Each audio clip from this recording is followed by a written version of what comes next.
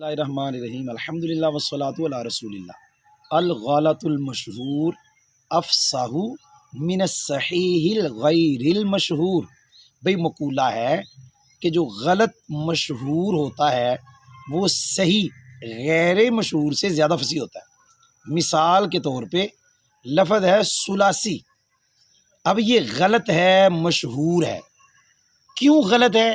اس لیے کہ ثلاثی منسوب ہے اور منسوب الیہ ثلاثہ۔ اب قاعدہ یہ ہے کہ جو منسوب ہوتا ہے اس کا معنی اور اس کی حرکات منسوب الیہ کے مطابق ہوتی ہیں۔ ثلاثہ یہاں سا پہ فتح ہے تو ثلاثی میں سا پہ ضمہ ہے، یہ غلط ہے۔ لیکن ثلاثی ہے غلط مشہور اور ثلاثی صحیح غیر مشہور، اس لیے پڑھیں گے ہم ثلاثی ہی۔ کیوں؟ قاعدہ ہے الغلط المشہور افصح من الصحیح الغیر المشہور۔ قاعدہ یہ ہے جو غلط مشہور ہوتا ہے وہ صحیح غیر مشہور سے زیادہ فصیح ہوتا ہے۔